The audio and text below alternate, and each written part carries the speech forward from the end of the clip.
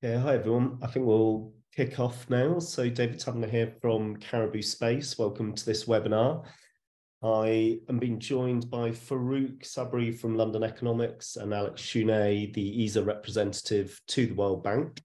And we're going to be discussing a report that was published by London Economics and Caribou Space in November on behalf of the European Space Agency Programme Global Development Assistance.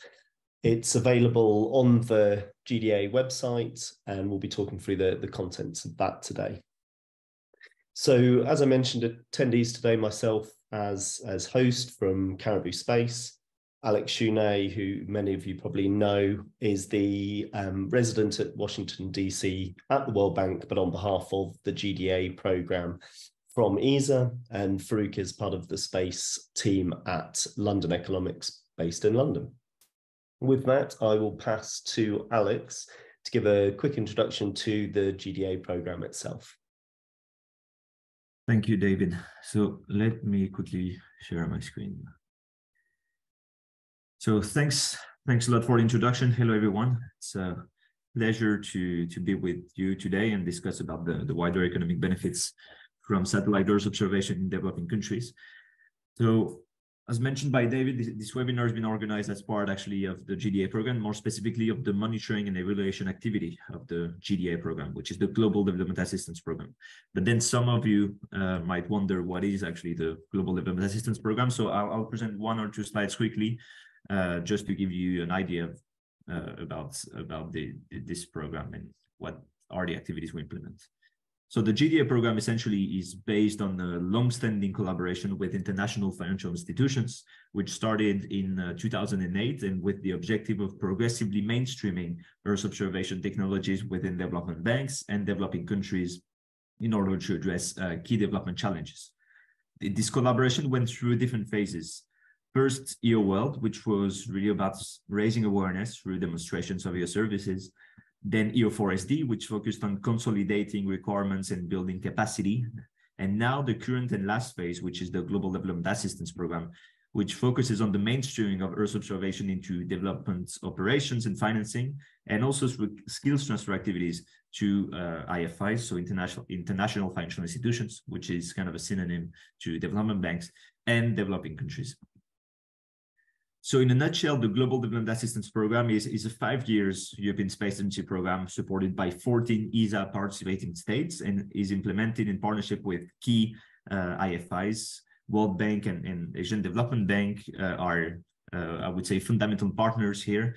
And this is under the Joint Space for International Development Assistance Cooperation Framework, which is a framework that's the ESA and its partners, World Bank and Asian Development Banks, have agreed on for the implementation of those activities.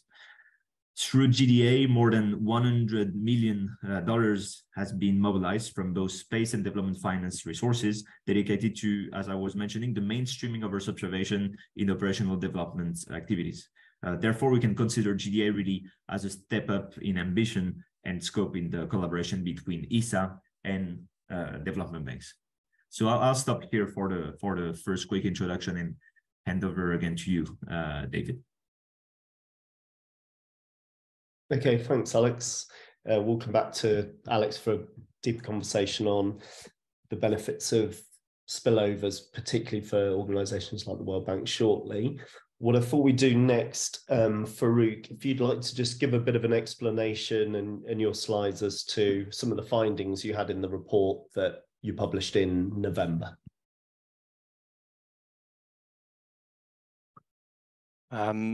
Of course. So firstly, thanks, David, and thanks everyone for joining.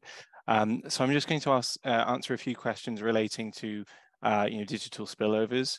I'm going to cover what digital spillovers are, how they're applicable to Earth observation, and what they mean for developing countries and their economies more broadly.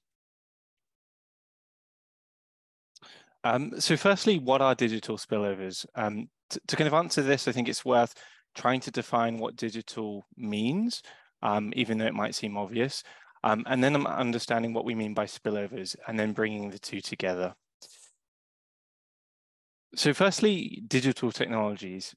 Digital technologies are any electronic tool or resource that generates, store, or help us manipulate data. So that includes things like algorithms, software, and other related technologies that allow us to work with data and derive value from it. In order to be able to exploit digital technologies, we also need a number of other things that are in place. So they require other digital capabilities, other infrastructure such as access to the internet and IT and other enabling technologies such as machine learning and AI, potentially to exploit that data in a more powerful way. And I think the key point is that these capabilities, once they're developed, can be transferred to the wider economy. That is because they involve people. So people that develop knowledge of how to exploit data, are mobile.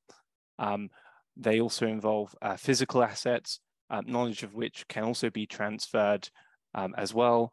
And they also involve intangible assets such as IP, which can also be learned and exchanged either directly through knowledge exchange or simply by buying a product and trying to understand how it works. So what this means is that investments in digital technology such as Earth observation involve benefits that flow beyond people that make those initial investments in the first place. So that means that benefits extend beyond the kind of private return that those people making the investment are seeking, and those those wider benefits really justify government support because private investors aren't concerned with these wider benefits, but government are. So that's what we mean by digital spillovers. So the next question is, how do investments in EO enhance decision-making in developing countries? And the reason why I ask this is when we think about Earth observation and the benefits to the wider economy, we typically think about the use of those assets and what they mean for people in the developing world. So those are the direct benefits from using Earth observation. So I'll talk about that before I talk about how it applies to spillovers. So I think fundamentally, Earth observation is a source of data. It comes from satellites that orbit the Earth, providing optical and radar data. That is information that we can use, and if we can process it and apply, software and other analysis to it, we can also derive value from it. For example, we can use it to understand, patterns, to detect change, and governments, companies, NGOs, and citizens can therefore use it and inform some of the actions that they undertake. There are obviously other methods of data provision that exist out there. So, you can get this data from drones, you can get this data from people that are out there in the field. But satellites can do that in a way that offers some advantages. And that is because, satellites, orbit the Earth at some distance. This means that they're scalable, so they can deliver solutions much more cost effectively than some of those other alternatives. Another reason for that is because some sources of that data are provided for free. So the Copernicus Sentinels are free to access. That distance from Earth also means that they can provide wide coverage. They can also provide imagery of the same point on Earth, many times a day, every day. And another thing is the fact that these assets are, have lifetimes of many years, sometimes decades, and some of the programs that deliver this data are also multi-decade. It means that we have a time series of data, and that's very powerful because it means that we can compare, an image of the Earth, say in 1 year, and then compare it, in the next year, and really identify change. And that's really useful for applications such as climate change. Because this imagery is taken by machines and doesn't involve human intervention, it's also impartial, so less prone to error. And finally, it is anonymous. The information is being captured at a distance, which means that it's not disrupting the environment that it's trying to find information about.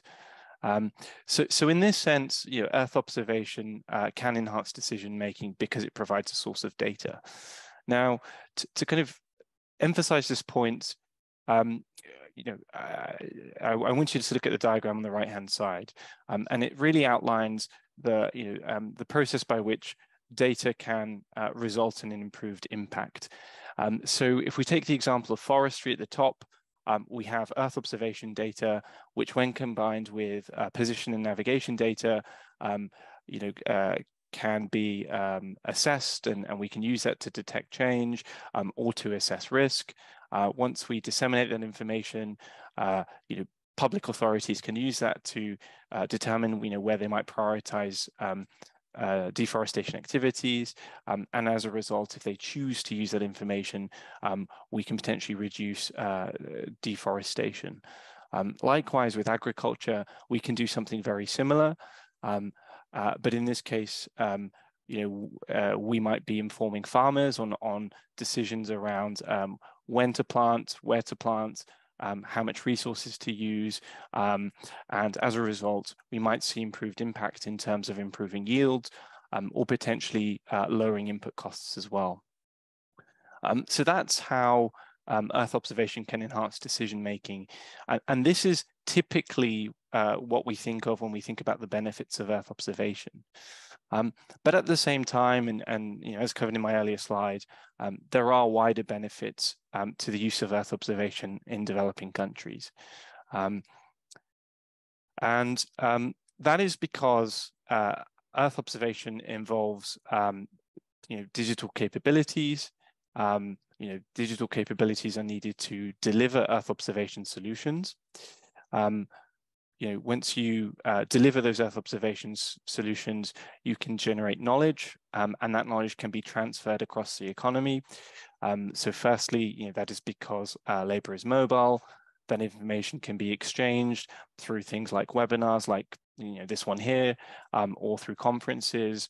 It can also be done through trade. So one company can have a technique or algorithm in one jurisdiction, and they might exchange it with somebody else. They might also be bought by somebody and transfer that knowledge across borders through FDI. And you can also learn simply by purchasing that information, so by commercializing innovation. And what this means is that the kind of capabilities of EO can transfer from one company and sort of people to others. Now, the types of people and companies that will benefit are likely to be those that are adjacent to those in the Earth observation. So it means those that have similar characteristics. In the first instance, that means that they are geographically close. So it's more likely that you transfer knowledge to somebody that is close to you than somebody that's further away.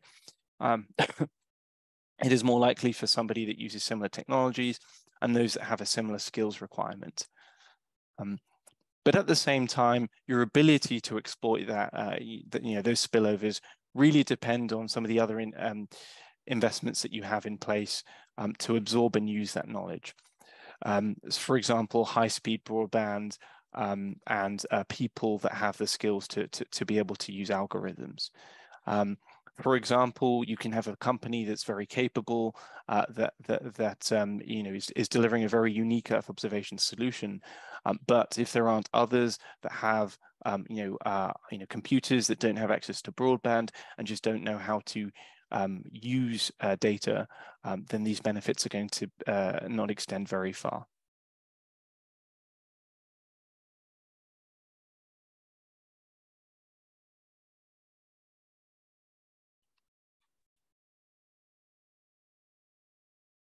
So yeah, that's it from me. Okay, thanks, Farooq. I think if you close your sharing, We'll pass to Alex now to give the World Bank view on the same topic. And I think Farooq's slides there really highlighted why we actually decided to bring this piece of work and this report into our scope, is that a lot of the time, particularly in monitoring and evaluation of large programs like GDA, it's very easy to focus on how Earth observations are used in direct decision making, and that's a lot of the classic information that's available. How does it benefit forestry? How does it benefit agriculture? But these wider economic benefits from the digital spillovers are a bit more hidden and certainly less studied and documented. So we thought it was useful to try and bring a bit of a spotlight on that through the GDA program. Alex, over to you. Thanks, David.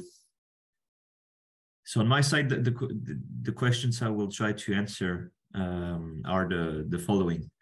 First, why are international financial institutions interested in Earth observation-related digital spillovers, and what's their plan in order to stimulate them, right? And which is quite an intricate, complex question. So regarding this first question, I would say that first, it is really about addressing market failures regarding the investment in digital assets. As it was mentioned by Farooq, the economic return from investments in digital assets has been is kind of wide and has been actually estimated at about $20 for every dollar that is invested. So that is an estimate that is almost 7 times greater than corresponding investments in non-digital assets. So this suggests a high potential rate of return from investments in Earth observation capabilities. However, considering that return on investment from digital technologies to the broader economy exceeds the return to the private companies that make actually those investments, there is in a sense kind of collective action problem, right? And without government support, private companies are very much likely to invest in digital capabilities, since they cannot fully capture all the benefits of these activities. So this market failure justifies a role for government and members of the Development Assistance Community, such as IFIs, in supporting digital capabilities and the adoption of digital skills.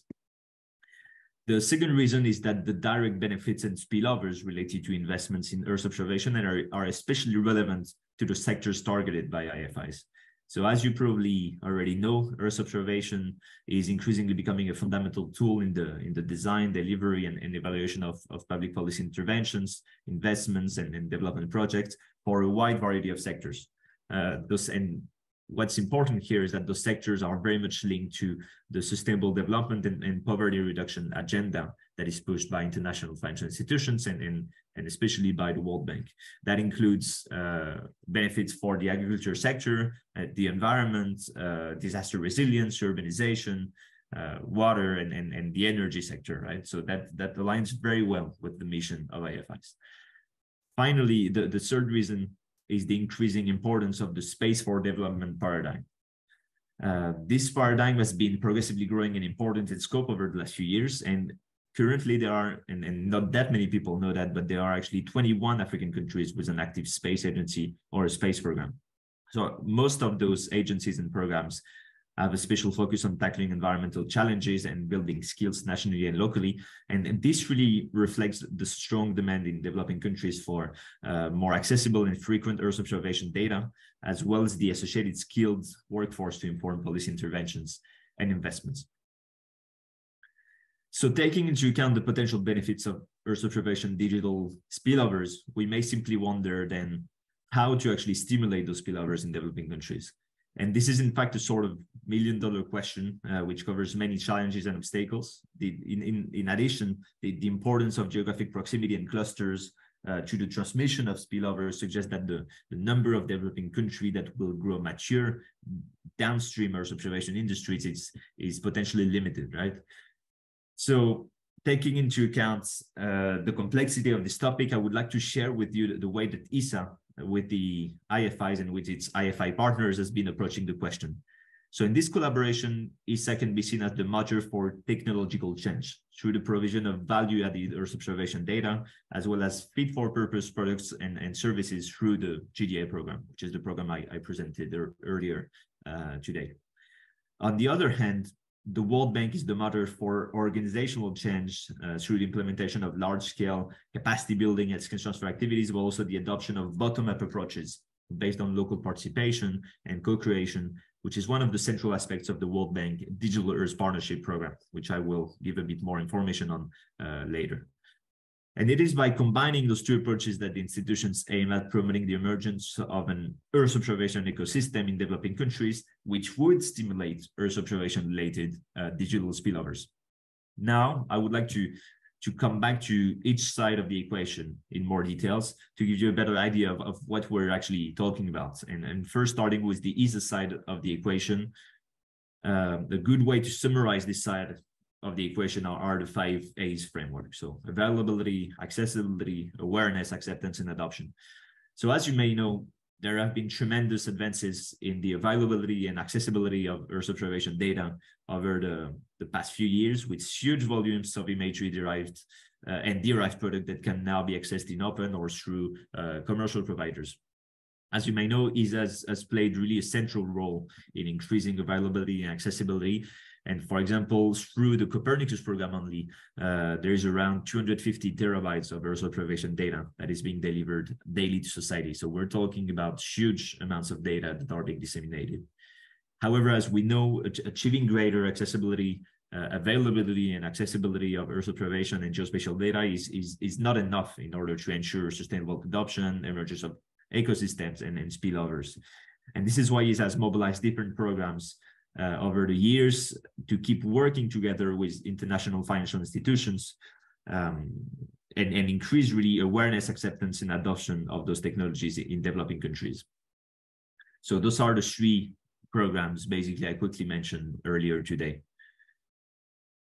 Therefore, in order to keep moving in the direction of adoption and mainstreaming of Earth observation technologies within IFI projects and within developing countries, the European Space Agency has been implementing the Global Development Assistance Program, which is the last phase I was mentioning, right? The last phase of this collaboration. And this program is structured in different activities, including 8 ongoing thematic clusters and 4 upcoming. For each of those, the ESA, so the European Space Agency, has recruited a consortium of companies and given them the mission to support World Bank teams and projects in the design and implementation of fit-for-purpose Earth observation tools and services that answer to really specific needs of the project and therefore the beneficiary. So we're really not talking about off-the-shelf products and services here, but really about tailoring and customizing products and services to answer to the needs of the client country or the beneficiary country. So currently the program is supporting 44 World Bank projects in 34 countries, and this is only for the World Bank, right? There is also support that is being provided to the Asian Development Bank, and also, for example, to IFAD and other development banks. So through this effort, ESA generates really technological change within IFI operations and within those beneficiary countries. So this covers the left parts of the equation, which is unfortunately not sufficient to generating all the right conditions for the emergence of an EO ecosystem in developing countries, which is the reason IFIs, such as the World Bank, have a crucial role to play on aspects related to organizational change, as I was mentioning, and capacity through their own programs and building on their expertise, so the expertise of IFIs in the implementation of development projects, right? And this is really by combining the two that we can achieve the goal. So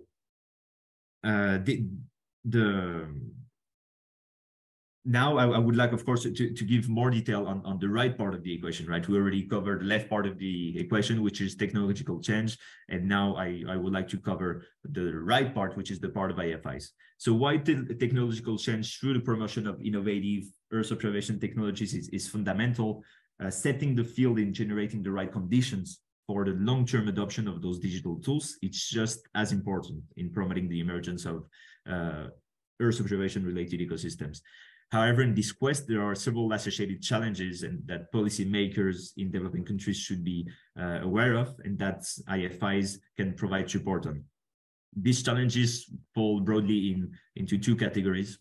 There are the challenges, there are pre-existing barriers to the adoption of digital technologies, such as poor ICT infrastructure, which limits the access to the data itself, the lack of local skills and trainings, which limits the capacity to process the data, and also the questions that are related to data security and sovereignty. And another bucket could be seen as the potential unintended consequences and adverse effects following adoption of those digital technologies, such as job displacement. So on the broader topic of digitalization, IFIs are deploying extensive efforts promoting the growth of digital economies, including through the World Bank Digital Development Global Practice and specific programs focused on Africa, such as the Digital Economy for Africa initiative. So one of the central pillars of this initiative is really to support and invest in digital infrastructures. So that addresses exactly one of the challenges I was mentioning to you, which is the poor ICT infrastructures and the limitations linked and obstacles linked to this. So those investments include, of course, broader access to broadband internet, and that is the determining factor in the use of potentially Earth observation technologies. Regarding the problem of capacity and training, which is the second one I was listing in the list of challenges, the World Bank and other IFIs commonly promote a variety of training mechanisms in their programs. These include training mechanisms related to specific projects or operations, one-off trainings, training webinars, on-the-job hand-holding with experts, and train-the-trainer methods, right? So there's a wide variety of tools that can be used.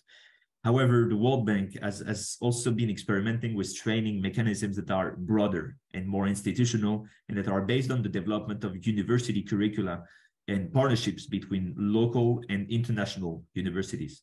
So a good example of this is the World Bank Residence Academy, which is a good example of those more innovative models, continuing its focus on transferring digital tools and practical risk management skills through universities' education and research activities and cooperation with the society. So the beauty of this model, in a sense, is that it is not only based on a top-down approach, but also on the involvement of students in micro-tasking and labeling activities that allow to really maximize the benefits and impact of Earth observation technologies. So there is kind of a feedback loop happening through this kind of projects. This type of more innovative models, which build on local participation and engagement with local communities, has been applied to different topics, such as the monitoring of urban forest canopy. As you can see here, I won't spend too much time. It was just to give you a quick example. And another example would be the monitoring of extreme heat episodes in different cities in Asia. So those two initiatives really are down the same line in terms of innovative models and kind of the combination of top-down and bottom-up approaches. So this allows me to come back to the central piece of the programmatic approach deployed by the World Bank in generating the right enabling environment. And here we're still on the right side of the equation, right? The side of the IFIs. So this piece is really about the adoption of innovative Earth observation technologies, and therefore the emergence of an EO ecosystem in developing countries. And this piece is called the Digital Earth Partnership. So the main idea of the Digital Earth Partnership is to move away from the costly and inefficient traditional approach to geospatial data management in international development, which are based on obsolete technologies, but more importantly, inadequate processes that do not build on local participation. The idea is instead to move towards a blended approach, combining the power of Earth observation with local participation and artificial intelligence.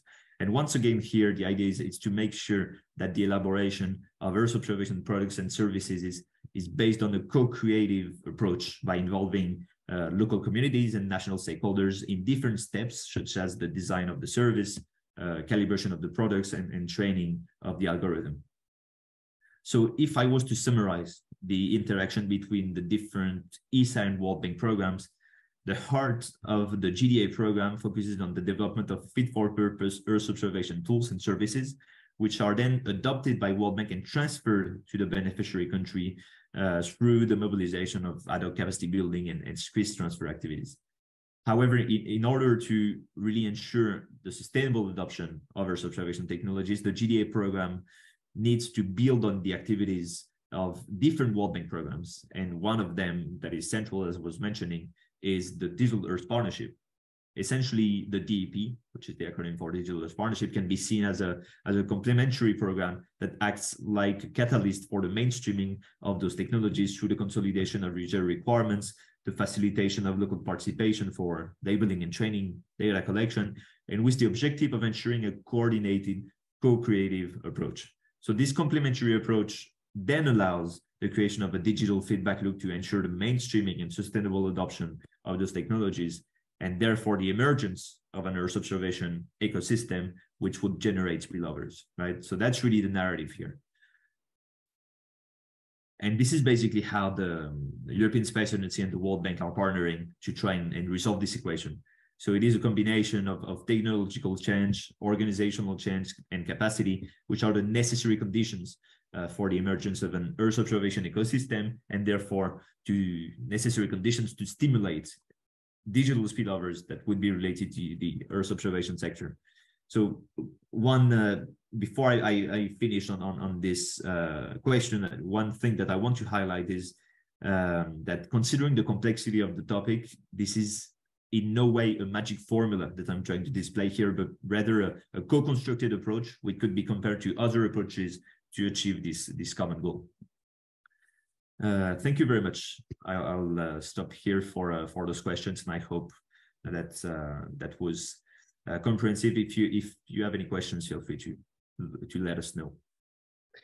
Thanks, Alex. There's actually a good question in the chat box, which maybe we can address now because it's connected to how you're finishing then. So I'll just read it out for everyone. So does GDA support developing country governments to adopt EO for achieving UN Sustainable Development Goals, for example, through funding capacity development programs on Earth observation?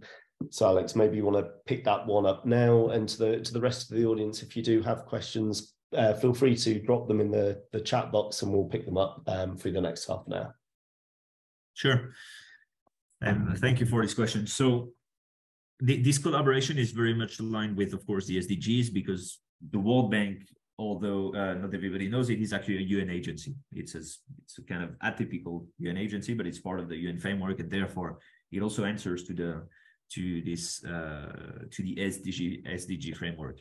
Now, when it comes to capacity building, in reality, the way that those different programs were coordinated is for ESA through the GDA program to take care of the technological change through the elaboration of dedicated tools and services, and then for the World Bank through different programs such as the Digital Earth Partnership, but also other trust funds and projects to really complement this with capacity building and skills transfer in order to ensure sustainable adoption of the tools. So there is capacity building in the approach, but the capacity building and skills transfer is not funded or implemented by the left side of the equation, which is ESA, but actually by the right side of the equation, which are the IFIs and the World Bank. Hope that clarifies the topic. Okay, thanks, Alex.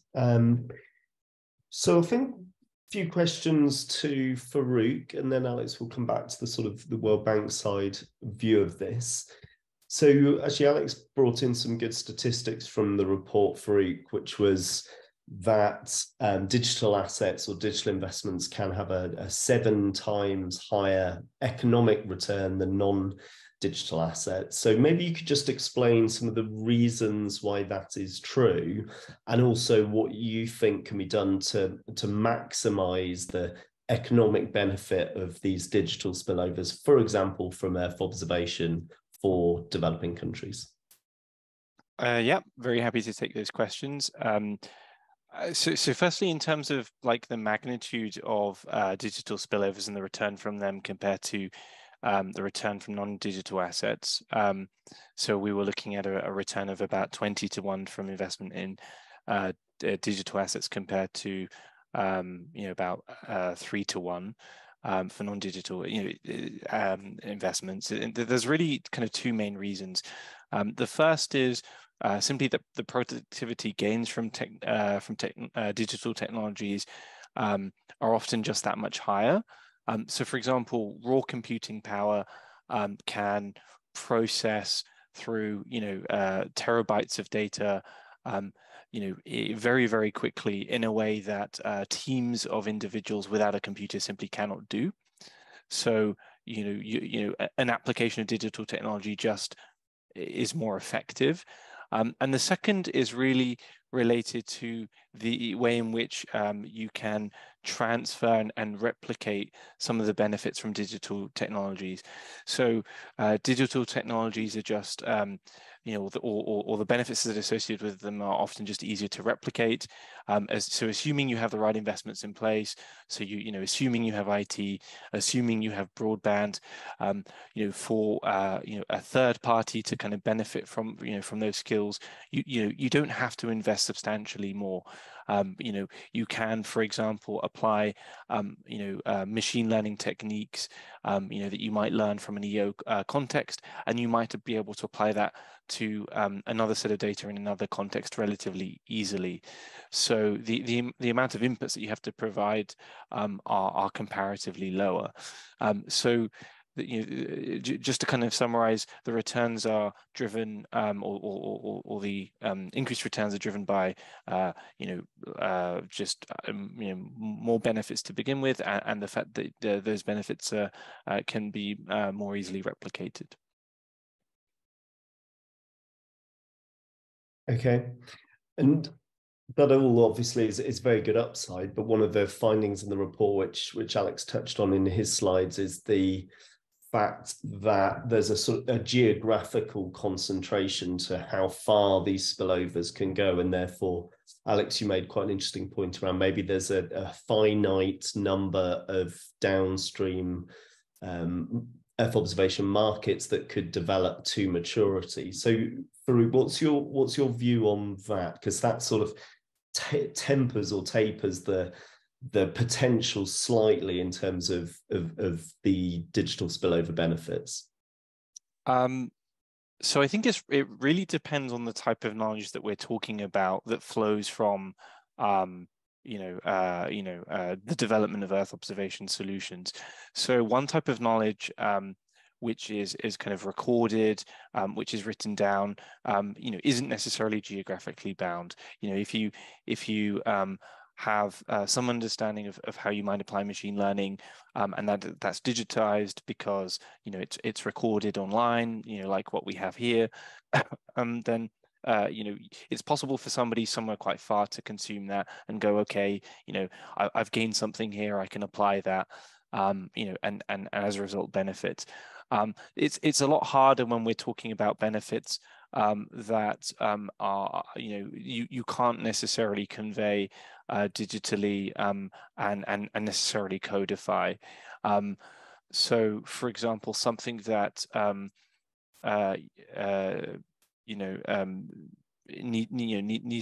needs to be demonstrated and isn't necessarily recorded is a lot harder to to transfer it. That's likely to be more geographically bounded. For example, if a company has a particular facility or a particular way of doing things that you will only see if you visit that facility, then it isn't something that people can necessarily experience and benefit from if they happen to be somewhere else. I think one of the points that you spoke about earlier is, well, how can you increase the absorption utilization of spillovers? As well as I mentioned earlier, it's there is a role for aid agencies and governments to make investments in some of those enabling technologies that can allow the wider economy to exploit spillovers. So in the first instance, that includes things like IT. It includes things like skills in say software development and computer science, and it really just includes reliable broadband.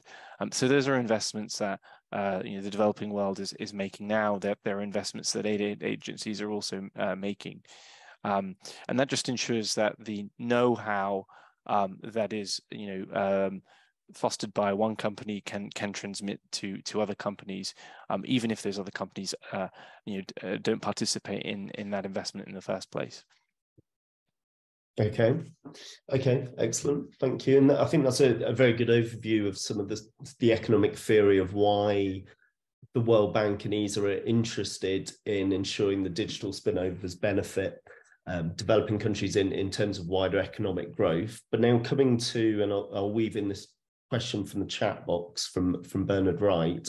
Coming to you, Alex, going back to your left-hand side, right-hand side of the diagram, the ESA side part of the program and the World Bank side part of the programs. How can industry engage with either side of those parts? And referring to Bernard's question directly, how can the private sector participate? Do we need to keep an eye out for tenders? Can we approach the agency or an agency, which I think you could phrase that either as ESA or World Bank, Alex, as you wish, with a project concept that ticks all those boxes and timelines and size of funding preferences? So a nice practical question or set of questions there from Bernard in the chat box. Great.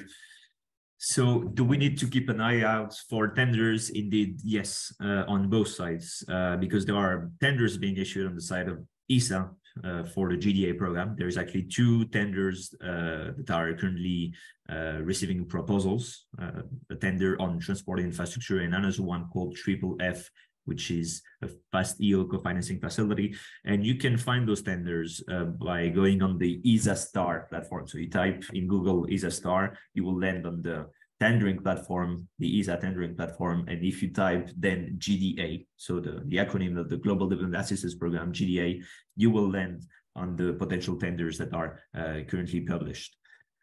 So that's for ESA. And for the other side, that's the World Bank. There is also the World Bank has its own e-procurement platform for tenders. So what's important, and that relates to the question that we just asked about, what if we already have a project? So I would say that the ESA tenders are more for the elaboration of new products and tailored services, and not really made to try to take an already existing project, unless it aligns perfectly with what has been asked on the side of the World Bank and on the side of the beneficiary country, right? But I would say that the nature of the tenders is more to develop new customized tools and services.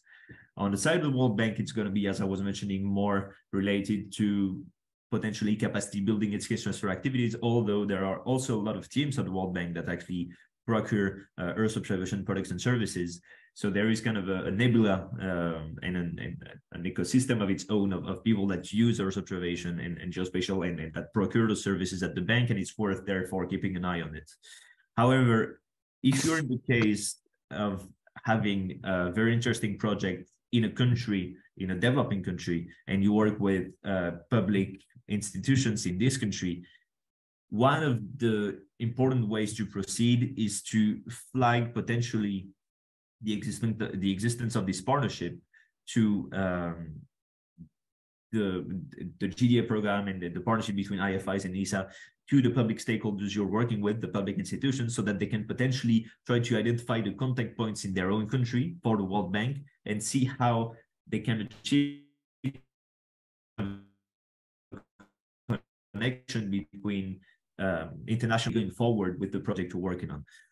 I mentioned this because it's especially important, because something we should not forget is that development banks are banks, and they do not implement what they want in whatever countries around the globe.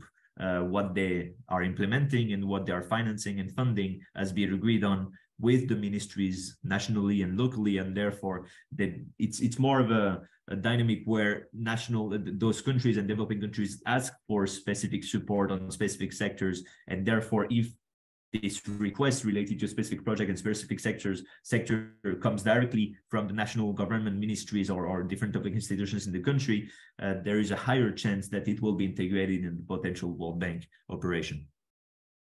Hope that clarifies. Let me know if you have any follow-up questions. Thanks, Alex. And maybe just a follow-up question, Alex, in terms of the Digital Earth Partnership, the World Bank side of the program. There's the capacity building work stream or activity, and then one focused on skills transfer. Could you describe a little bit more? I know they were touched on in your slides about those activities and why the World Bank thinks they're important, and particularly what the World Bank's looking to do within those 2 streams of work. So the streams of capacity building and skills transfer? Sure. Yeah.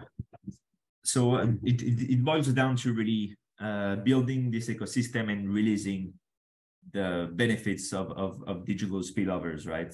I think that we've understood understood, and everybody as the World Bank has practically understood, that having only a top-down approach doesn't work anymore. And that's why also I was mentioning those kind of innovative approaches to capacity building and skills transfer, because the reality is that when the World Bank has been for many years in the past also training some specific units within a ministry, and when those people leave, then the knowledge does not stay, and therefore you have to do it again and again. So the Digital Leaders Partnership, and one of the major roles of this partnership is really to build a new approach to how to build the way we can build capacity and transfer knowledge to those countries in a more sustainable way, so that knowledge stays and so that it contributes to the emergence of an ecosystem locally, right? And that is really the philosophy here. Now, the other side of the Digital Leaders Partnership is the partnership side, and the partnership side is with space agencies, because the World Bank is not necessarily an institution that has the technical expertise when it comes to Earth observation. And that's why we need to have this kind of triangular collaboration, where there is the beneficiary country that receives potentially capacity building and skills transfer from the World Bank, potentially through the Digital Leaders Partnership. And then there is also space agencies that partner with those two other actors to make sure that the best technologies and most appropriate technologies and most efficient and impactful technologies are being transferred, and that the right tools are being developed to inform public policies locally, nationally, and the targets and the targeting of investments, in a sense. Okay, perfect, Alex, thank you. I think we've got time for one or two more questions. So if there's anyone in the audience who wants to jump into the chat box with another question, feel free. I've also copied in the GDA website link into the chat box, so into the Q&A box. So that should be visible to everyone. For those who aren't as familiar with the Global Development Assistance Programme as maybe some of the others on the call, that's an excellent resource and overview of the entire programme, including the thematic areas that it focuses on, like agriculture and disaster resilience, who the country members are, what the World Bank and ADB do within the programme. So it's a very good overview website if you'd like to learn more about what GDA does. So just changing tack again slightly, and just Farooq, going back to your analysis, part of the findings of the report was that the current developing world downstream EO industry is quite small as a percentage of global, but has quite a high potential for growth over the next few years.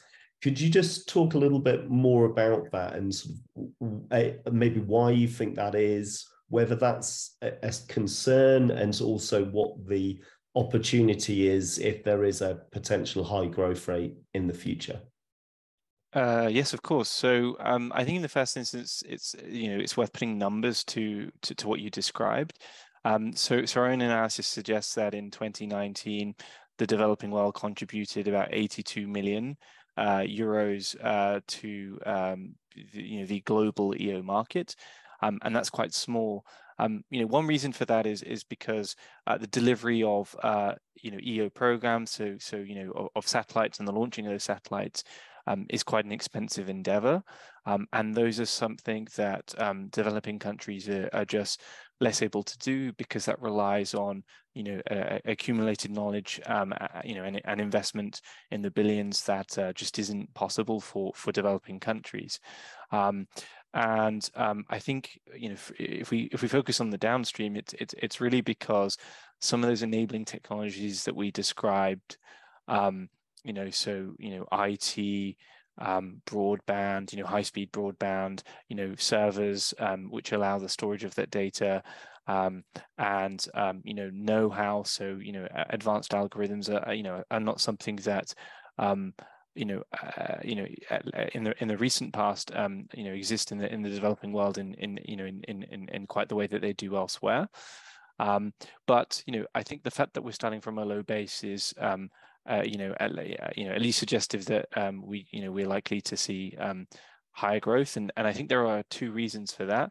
I'm an economist, and I think of things in terms of demand and supply. So I can take each of those or split this into both of those areas. I think on the demand side, we're likely to see developing governments turn to low-cost solutions, that involve, monitoring and Earth observation being kind of a low-cost source of that, because they just face a lot of challenges. So these challenges include, environmental degradation, climate change, urban sprawl, and deforestation. Low-cost solutions that can inform that is very helpful, especially if it allows their limited budgets to stretch much further. And I think there's an opportunity for developing countries because effective solutions are those that are that can recognize the local context. So this means, for example, algorithms that are trained on local data. I think this is something that local firms are much better placed to do. I think on the supply side, the cost and quality of Earth observation data is going to improve. Firstly, because there's a lot of commercial satellites that are expected to deliver this data over the next few years, as well as other public programs as well. And I think likewise, development aid, and governments recognize the importance of some of these digital investments. So in things such as faster broadband, there are other areas of the space economy that are seeking to provide that, as well.